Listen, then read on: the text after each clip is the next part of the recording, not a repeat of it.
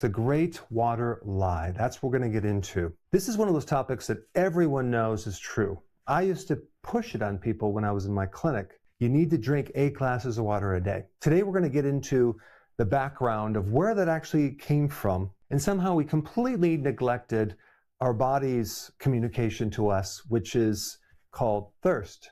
But what I'm going to tell you out loud is this. There has never been even one single clinical trial that has established how much water we need to drink to be healthy. That number, 8 glasses of water, that we keep repeating our entire life, came from a footnote someone misread from 1945. People were asked on the street, how much liquid do you drink per day?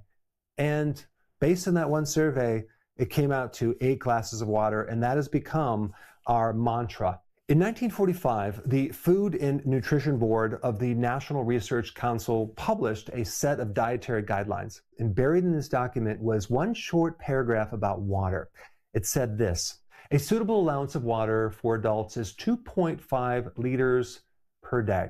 So if you stop reading right there, you probably think, okay, well, it's roughly about 8 glasses of water, case closed. But the very next sentence said, most of the quantity is contained in prepared foods. Apparently, no one really read that next sentence, and that changes everything. So a lot of people ask me, what supplements do I recommend? Now, of course, I'm not biased of my own high-quality supplement line, but if you go to Amazon and type Dr. Berg supplements, you'll find more information. Because if we do the math on that, an average person gets roughly between 700 milliliters to 1 liter of fluid from their daily food. And of course, if you're eating more fruits or vegetables, you're going to get more liquid. An apple, by the way, is 86% water. A steak is 60% water.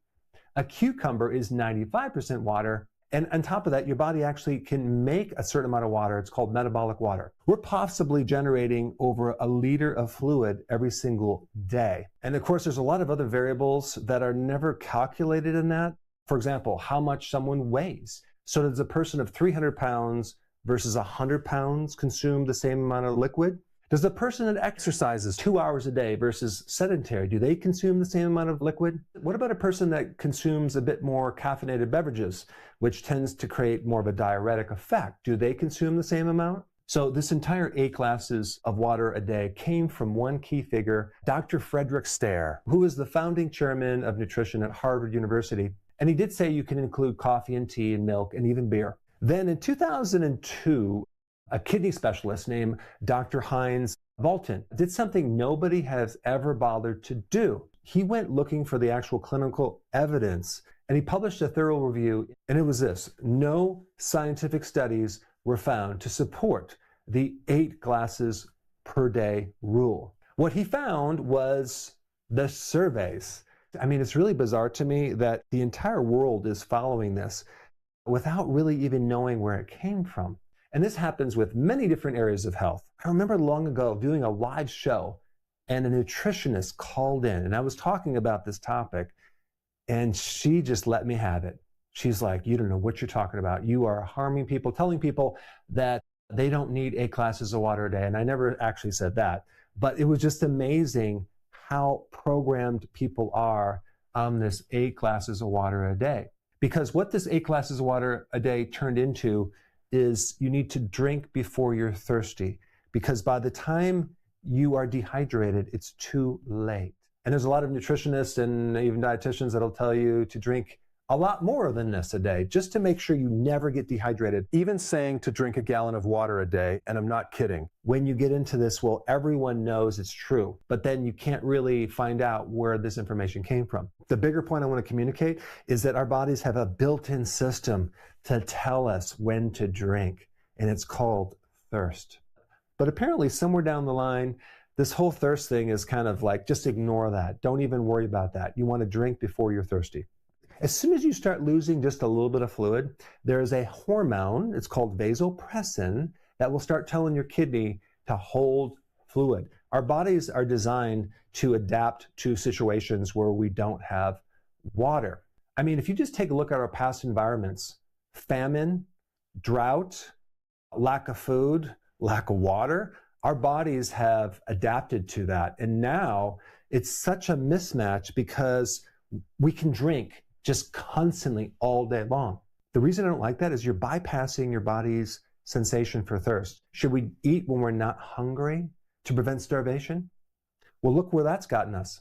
The drink more industry, the global bottled water market is now worth over $290 billion a year. Americans consume nearly 16 billion gallons of bottled water every single year. Then you have the sports drink industry, right? In 1965, Gatorade came on the scene, created at a time when there wasn't much public evidence that Gatorade actually worked. But following that was a national campaign to convince you that exercise causes dangerous dehydration and that the thirst is unreliable and their product is the cure. So in 1992, Gatorade paid the American College of Sports Medicine $250,000. A year later, they co-hosted a roundtable, exercise and fluid replacement, and the key message that came out of that partnership: drink before you are thirsty.